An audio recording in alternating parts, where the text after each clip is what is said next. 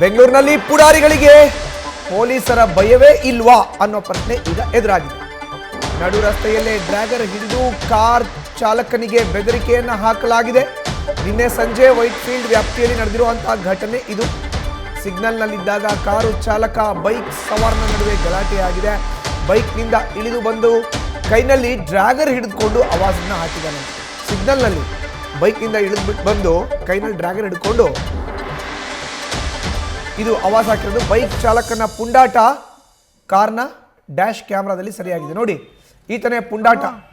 Bike ನಿಲ್ಲಿಸ್ದ, ಬಂದ, ಡ್ರ್ಯಾಗರ್ ತೆಗಿತಾ ಇದ್ದಾನೆ. ಇದು ಕಾರ್ನ ಡ್ಯಾಶ್ ಬೋರ್ಡ್ ಕ್ಯಾಮ್ರಾದಲ್ಲಿ ಸರಿಯಾಗಿದೆ.